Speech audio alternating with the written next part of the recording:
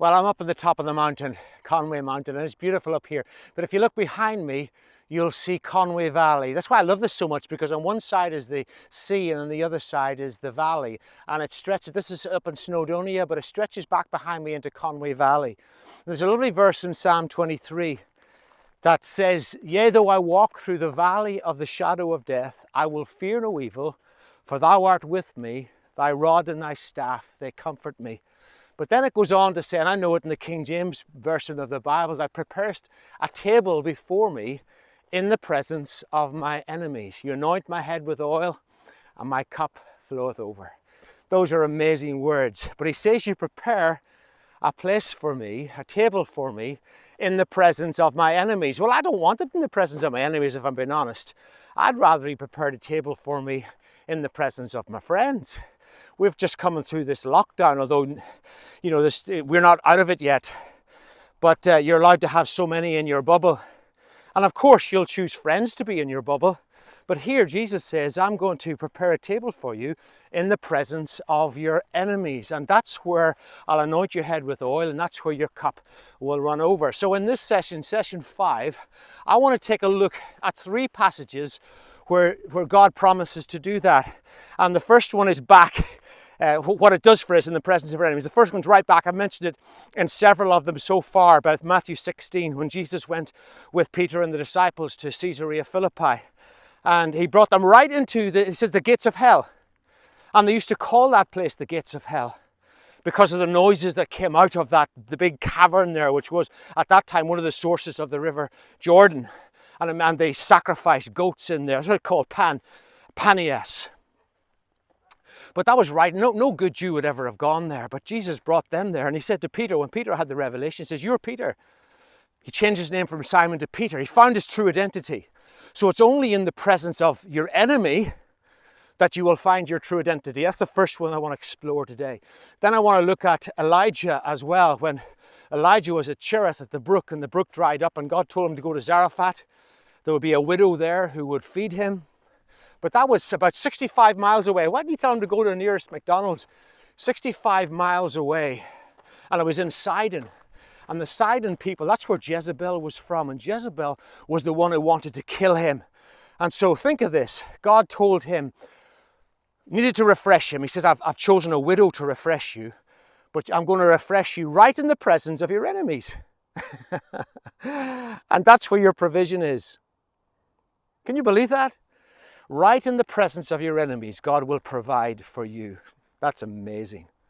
And then the third one I want to look at is the story of the lepers outside the gate of Samaria when they were dying. And they said, why stay here and die? Because God showed them that he would provide for them right where they were in the presence. They had to go to the enemy's camp, and God had already destroyed the enemy. And God can destroy the enemy in your life. And so I want to think about that in this session, about how God will take us right into the presence of our enemies. And it's not an accident. So if you're struggling today and you think that it's the devil's giving you a hard time, well, whether it is or whether it isn't doesn't make any difference. God is with you where you are, and right in the presence of your enemies, God will provide for you. He will declare his goodness over you. He will give you victory. He will always cause you to be victorious. And I love that. God spoke to Abraham once. I pray this every day from in Genesis when when he was about to sacrifice his son Isaac. And God said, through your seed, all nations will be blessed. He says, your seed, your descendants, they will possess the gate of their enemies. So your family possess the gate of their enemies. Whether you know that or not, by the way, is not the point. The word declares that you own the gates. You have the keys. Whether you choose to take them or not is your choice. Don't blame anybody else if you decide not to do it. But obviously you're doing this course because you want to know the keys and you want to take hold of it. So come with me and we'll have a look at these 3 particular places where God says, I've prepared a table for you in the presence of your enemies. Hello everyone, welcome to session 5. You've done 4 sessions now. I hope you've been enjoying it. Each session actually will stand on its own, and I hope you will go back and listen to it again and again. Remember to download the notes. You have the notes for session 5. I have them here in this book. I've downloaded these A5 size. I'm not sure what that is in America. And then I've downloaded these notes A4 so I can preach from these. We call it A4 here in the UK. In America it's letter size, but do feel you can use them. They're totally free. All of this is uploaded to my website free, and you can I've done it so you can download them onto a memory stick, and then you don't have problems with streaming at a later stage. Watch it as often as you want to, and you can email me at kingsley@thejoshuaproject.co.uk if you have any questions or agree or disagree or just want to say something. Then feel free to contact me. This theme is called the Enemy's Camp, the theme of this session. And I want to start off by reading a couple of verses from Psalm 23. Well, I'll read most of it. The Lord is my shepherd, I shall not want. He makes me lie down in green pastures. He leads me beside still waters. He restores my soul. He leads me in the paths of righteousness for his name's sake. Yea, though I walk through the valley of the shadow of death, I will fear no evil, for you are with me. Your rod and your staff, they comfort me. You prepare a table for me in the presence of my enemies. You anoint my head with oil, my cup runs over. I'll stop there at verse 5. And that's really what this session is on. You prepare a table before me in the presence of my enemies. And as I said to you when I was walking on the mountain, I'd rather that he prepared a table for me in the presence of my friends. And all of us would. It's nicer if you're going out for a meal with somebody. Of course you're going to invite somebody in. On the whole, if you want to relax, unless it's a meeting with work colleagues or something, you'll invite somebody who is your friend. That's the natural thing. But God says, I'm going to prepare a table for you in the presence of your enemies. So the enemies can be all around us, and still it's possible to find the table of the Lord, which of course speaks of provision. A table is a place where you eat, a place where you fellowship together, a place where you have fun. In the old Irish farmhouse, the table was the big central attraction in the kitchen, where all the noise was, where the farmer would come in, where the family would be, the wife would be, with the children, the dogs, the cats, the mice. That's where you gather to eat together once, I guess, during the day, and so as a time of fellowship. But here God says, I'm going to prepare that table before me in the presence of my enemy. So this passage divides into three stories. There are more, but three that I want to look at, and each of them Kathy will introduce it. The first one is the one we've already looked at in Matthew chapter 16 when they went to Caesarea Philippi. Matthew 16, verses 13 to 20. When Jesus came into the region of Caesarea Philippi, he asked his disciples, saying, Who do men say that I, the Son of Man, am? So they said, Some say John the Baptist, some Elijah, and others Jeremiah or one of the prophets. And he said to them, But who do you say that I am? Simon Peter answered and said, You are the Christ, the Son of the living God. Jesus answered and said to him, Blessed are you, Simon Bar-Jonah, for flesh and blood has not revealed this to you, but my Father who is in heaven. And I also say to you that you are Peter, and on this rock I will build my church, and the gates of Hades shall not prevail against it. And I will give you the keys of the kingdom of heaven, and whatever you bind on earth will be bound in heaven, and whatever you loose on earth will be loosed in heaven. Then he commanded his disciples that they should tell no one that he was Jesus the Christ. So this is an amazing passage of scripture. I refer to it a lot when I preach. As you know, I went there. I've already showed you a video of when I went there before, and it had an awesome experience on me. Different experience with different people. When I've brought groups there to Caesarea Philippi, some people don't like it at all because it's the enemy's ground, if you like. It's where evil temples have been built in honor of gods and things, not our God. And so it's a place where sacrifice was made, and it would have been a very noisy place in the time when Jesus went there with the disciples, because it was one of the sources of the River Jordan, and more recent earthquake destroyed that. But it would have been a place where goats were sacrificed, and so it was a pretty evil place. So when I brought people there, some people don't like that aspect of it, and fair enough. Others, and I guess it's probably those who are the intercession type of people who like a good fight.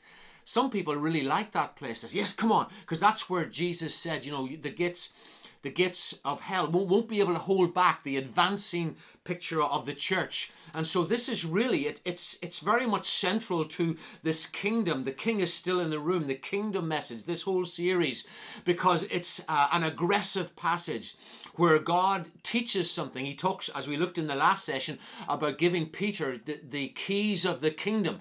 So the picture here is of a church. I will build my church, and the gates of hell won't prevail against it. But in the center of all of that, if you look at what actually happens there, he starts off and says to his disciples, who must have been in shock because they were never allowed to go to that place. No good Jew would have gone there. This is the enemy's territory. But Jesus brought them there.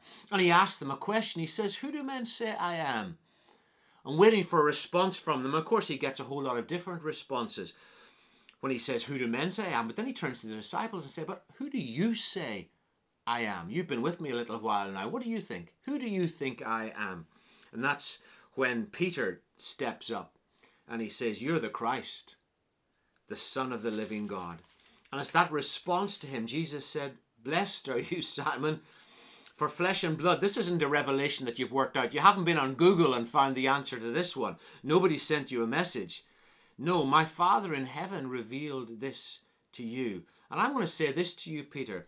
On this rock I will build my church, and the gates of hell, of Hades, shall not prevail against it. And then he says, I will give you the keys of the kingdom.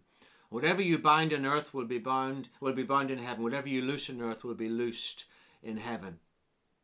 And what he said to him there in verse 18, this is Simon, of course. He says, you are Simon. But he says, I say to you this to you, that from now on, you're Peter.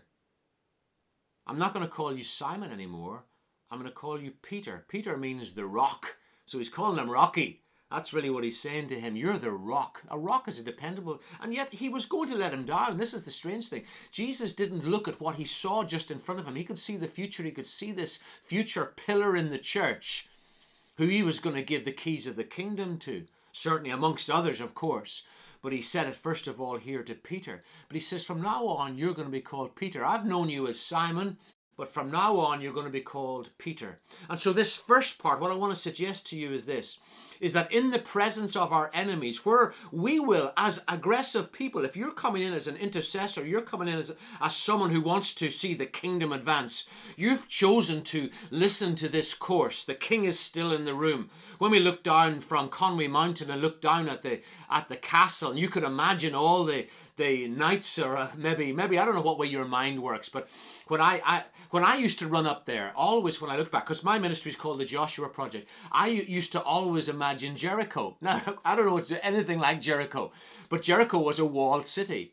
And so I started my ministry, the Joshua Project, down there in end of 1995, beginning of 1996. That's the first time I really walked up that mountain. So when I saw Conway Castle, it always reminded me of Jericho. And so I used to think of Joshua, my Joshua Project. Every time I went up there and looked, I'd never failed to bring that into my mind. And I thought about the soldiers and the armies and the battles and the walls falling down. And so for me, when I look at Conway Castle, I think of a fight, of a battle of the people of God coming against the enemy and advancing. And so when Jesus said to Peter, you're Peter and now no longer Simon, but I see you're a rock, and I see the kingdom of God advancing, and the gates of hell, they won't prevail against you, Peter, or against the revelations that you get. You're going to break right through that. And I'm going to give you the keys of the kingdom. They're going to unlock the doors that you need to advance against the kingdom of hell.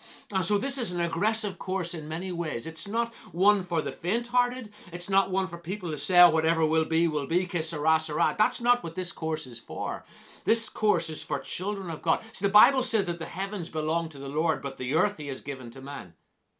We looked at the very beginning in Genesis where he says, let us make man. Come on, we're going to make man. We're going to make woman. We're going to create them, and we're going to give them authority. Go out and subdue the earth. All the rest of the creation. You're different. Adam and Eve, you're different. You're going to subdue everything else. You're going to walk because you're made in our image. And I spoke and I said, let there be. You're going to do the same, and it's going to create something incredible on this earth. And so there's something about you, by doing this study with us, you want to make a difference wherever you are. And so here in this first one, he says, you're no longer Simon, but your name will be Peter. And so in the enemy's camp, This is my first point. In the enemy's camp, you find your identity. Isn't that amazing? We would think it would be in church, when we do a series in church, when we find out what the pastor says, when we find out what our leaders say. And of course there's wisdom in all of that. But you will find your true identity when you are fighting the enemy. It's when we go into the enemy's camp, when we sit at the table of the Lord in the presence of our enemies. That's where he brought Peter and the disciples. He brought them up right to the gates of hell. That place was called the gates of hell. That's what they knew it as. And right in the gates of hell, he said, I'm no longer going to call you Simon, but I'm going to call you Peter. So at the gates of hell, right in the presence of the enemy, number one, you find your identity. Isn't that amazing? I love that. 1 Kings 17, 8-9. And the word of the Lord came to Elijah, saying, Arise, go to Zarephath, which belongs to Sidon, and dwell there. See, I have commanded a widow there to provide for you. In this second one, we're looking at Elijah once again, and we're in 1 Kings chapter 17 and from verse 8. In this passage, it's another amazing story. Remember, our overall verse that's controlling this session is that in the presence of our enemies, God prepares a table for us. In the presence of our enemies, there's where he anoints our head with oil, and our cup overflows in the presence of our enemies. And as I said to you at the beginning of this session, I'd prefer that it was in the presence of our friends, but that's not what God says. And our first point, that we recognize that it was in the presence of our enemies that we find our identity. That's where God said to, Jesus said to Peter, to Simon, your name will no longer be Simon, it'll be Peter, because on this rock I'm going to build my church. In this second one, here's Elijah, and at the beginning of the passage of 1 Kings 17, he proclaims a drought. There's going to be a drought, and we know it lasts about 3.5 years. He doesn't say that at the beginning. He just says to Ahab the king that there's going to be a drought and it'll not rain until my word, until I speak. And then God says to him later on when that happens. And so he goes and he is at the brook Cherith. And while he's at the brook, he is fed in the morning, fed in the evening with bread and meat, and the ravens come and feed him. But then in verse 7 it says that the brook dried up because there'd been no rain in the land. It doesn't say the provision stopped, it just says that the brook dried up. But God brought him from there. And in verse 8 of 1 Kings 17 it says, the word of the Lord came to him, arise, go to Zarephath. And there he says, which belongs to Sidon, and dwell there. I've commanded a widow to provide for you there. Now this is another crazy story, because if God was going to provide for us, we want to help him out. We would think that God would call somebody to go to maybe a wealthy man nearby who could provide for him. But he calls him to go to a widow. That's someone who's got no husband, has got no way of providing for herself. And you see when he goes there, she's expecting to die because she's got nothing left. And there's a miracle involved in that story. But that's not what I'm looking at in this passage. He says to him, go to Zarephath, which belongs to Sidon. Sidon, where was Sidon? Well, this village was about 85 miles away. He doesn't have a motorbike. He doesn't have a car. It's 85 miles away. Really? There's no bread, there's no meat, there's no water. Go 85 miles away. Do I really have to go that far? Go to a widow, the poorest in society, to provide for you. But it's in Sidon. Who was his enemy? His biggest enemy, of course, was Ahab. But at least he could talk to Ahab. The bigger enemy than Ahab was Ahab's wife, Jezebel. Jezebel was the most wicked woman in the land. Her job was to spread Baal worship throughout the land. She was an evil woman. She wanted to kill Elijah. She hated him and hated all the godly prophets. And so it's a crazy story, because that's where she was from. So basically her father was the king of Sidon. So here's the way the picture is written in this part of the Bible. He says, listen, there's no more bread, no more water coming from you here. I want you to leave this place, and I want you to go to the enemy territory, where the woman who is your biggest opponent, who wants to kill you, it's where her father lives, by the way, and she's only following on instructions from her father. So I want you to go to his territory, and I'm going to have you live in a village where there's a very poor lady who's a widow, and she's about to die, but she's going to provide for you. So I want you to go into the presence of your enemies. Isn't that incredible? But that's what he says. But when he gets there, we read the story. He gets there and he meets this widow gathering sticks. And then says to her, he's testing her, of course, as God said to him, I'm going to take you to a widow. This lady looks like a widow in his mind, no lady on her own. And so he calls to her and said, can you please give me a cup of water? And so she went to give him a drink, very kind of her. He says, oh, while you're doing that, would you bring me something to eat? And that's when she says, listen, as surely as the Lord your God lives, I don't have anything, just a little flour, a little oil in a jar, and I'm just going to cook my last bit of bread, and then I'm going to die. And Elijah said to her, but do not fear. Go and do as you've said, but make a small cake from it first and bring it to me. Afterward, make some for your son. It seems he's almost this cruel evangelist traveling around the place who's going to eat everything in front of him. But he knows what God has said, and he wants to know that this is the lady that God has sent him to.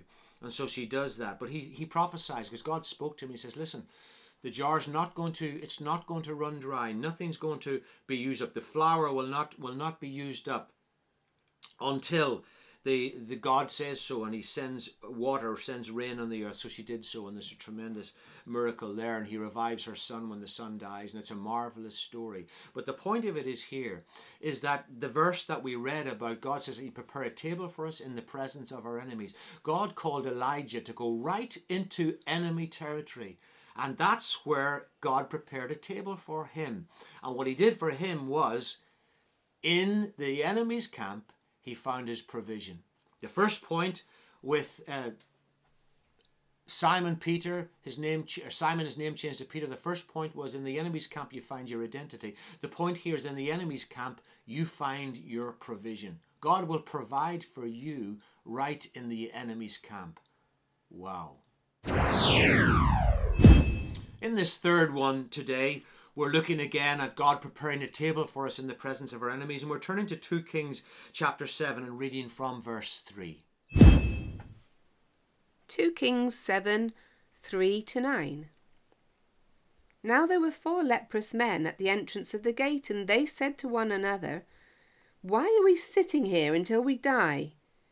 If we say, we will enter the city, the famine is in the city and we'll die there. If we sit here, we die also. Now therefore, come, let us surrender to the army of the Syrians. If they keep us alive, we shall live. And if they kill us, we shall only die. And they arose at twilight to go to the camp of the Syrians, and when they had come to the outskirts of the Syrian camp, to their surprise, no one was there.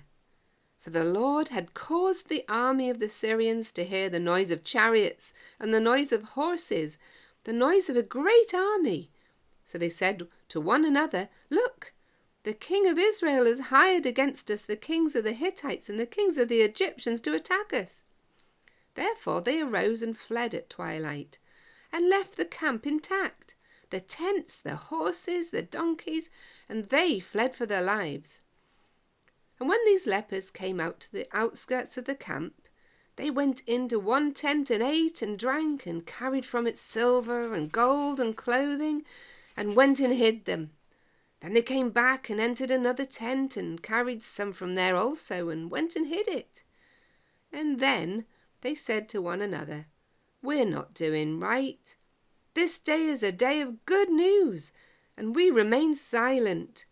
If we wait until morning light, some punishment will come upon us. Now therefore, come, let us go and tell the king's household. This is an amazing story. The story of 4 leprous men outside Samaria. Elijah had already prophesied about that place, about what was going to happen. They thought they were going to die, but because they were surrounded by the Syrian army. But God did something amazing in their midst. But the story I want to take on is this 4 men who were outside, who were watching the city, realized they were dying. These guys could not go near anybody in society because they had leprosy. They were despised. They were forsaken. They had to stay outside the camp. They had a death sentence over them. That was the way that they were. So they looked at what was happening and thought, well, there's no food in the city. We can get no food here. We're going to die. Maybe we should go to the enemy's camp because we know they have food. What's the worst that could happen? They're going to kill us. But we're going to die anyway, so we may as well die with full stomachs. So they decided to go to the enemy's camp, and we see that in 2 Kings chapter 7. But what had happened through the night before, they didn't know this, but through the night before, God had caused the Syrians to hear an army coming against them, and they thought that the folk in Samaria, they had hired an enemy against them, and they were outnumbered, and so they fled, and they left everything behind them, all their food, all their weapons, their tents, and they just fled away because God caused them to panic. So when the 4 lepers arrived at the camp, all there was the tents and the food and the weapons and everything. So they went in and they had a fantastic time. They just ate and they drank. They knew they were going to die. Why sit here till we die? We may as well go and die with a full stomach. And so they went and they took everything that they wanted to take from the enemy's camp. And then in verse 9, they said, we're not doing right. This is 2 Kings 7 verse 9. We're not doing what's right. This is a day of good news, but we're remaining silent. We're keeping it to ourselves. And I've often heard that preached on about evangelism, that the onus is on us to go and tell people. We can't keep it to ourselves. We've got the greatest news in all the world. And at that time, they had the greatest news in the world. The enemy was defeated. They had gone. Therefore, they had the obligation to go and tell the people in the city of Samaria, even though the people in the city of Samaria and the king had kicked them out because they had leprosy. So here we have it. They go back and they tell them. And of course, you know the rest of the story. All is well that ends well, and they come out and they get the food. And that's wonderful. But here we have in the enemy camp, these 4 lepers had a choice to make. Either we stay here and die, or we go back. We can't go back to Samaria, to our city, because they will kill us. If any get anywhere near, then we're not allowed to go in there. Or we could go to the enemy's camp. And so they went to the enemy's camp and found that all their provision was there. In the last one with Elijah, we found that when he went to Zarephath and Sidon, that was where he found his hope. Well, here, where he found his provision. Here, in this enemy's camp, it's where these guys find their hope. And you can find your hope in the enemy's camp. Now, this is crazy. This is upside down thinking. We want the church in the West that wants to be so secure and protective and look after ourselves and be prosperous and be able to be king of our castle. Really, God turns the thing upside down. He said, no, I'm not just providing a place for you where you're comfortable in your own, around your friends and in your own city and in your own place, but actually I've called you, I'm building my church, and I'm calling the church to progress against the attack, bring the fight to the enemy at the enemy's camp. And that's what happened here. And so they went right into the enemy's camp, and in the enemy's camp they found their hope. Isn't that just amazing? And you will find your hope in the enemy's camp. You will find your identity, you will find your provision, and you will find your hope. And you can look through the rest of these. I've actually put quite a lot of more examples down in the notes, and depending on what time you have to watch more of this or to read through more of these passages, I mentioned David at Ziklag. He finds his word in the enemy's camp. God gave him a word. Esther, who we look at later, she finds her moment in the enemy's camp. Samson, he finds his strength in the enemy's camp. Nehemiah finds his favor in the enemy's camp. That's wonderful. Daniel finds his lion tamer in the enemy's camp. And Shadrach, Meshach, and Abednego find God's presence in the enemy's camp. Paul, he finds himself in the enemy's camp. And so there's so much here that maybe turns our thinking upside down when we think that God just wants us to be comfortable. No, God does not want you to be comfortable. That's not God's plan. God has a plan. He has a plan to save mankind. If you want to know what Jesus' plan was, and they asked him, what is the reason to come? Well, we can read in the scripture, says the reason that the Son of Man came was to destroy the work of the enemy. If you ask Jesus in Luke chapter 19, in the story with Zacchaeus, it says the Son of Man came to seek and to save those that were lost. And so our job, Jesus' job, it was a rescue mission. That's why he died for you and for me. It's a rescue mission so he could reach mankind. And he didn't have a plan B. He chose 12 disciples, and you came out of that. As the Father sent me, so I send you. And so he has sent us into the world to reach all of mankind, to bring his kingdom, so that his kingdom come on earth as it is in heaven. His will be done on earth as it is in heaven. Your kingdom come. That's our prayer. And so he brings us right into the enemy's camp, and that's where he speaks, and he does amazing things for us. So God will bring you. He'll take you into your enemy's camp, but there he'll prepare a table for you, and you'll be able to sit down in the presence of your enemies, and God will anoint your head with oil, and your cup will overflow. Isn't that incredible? Be blessed today, and I'll see you in the next session.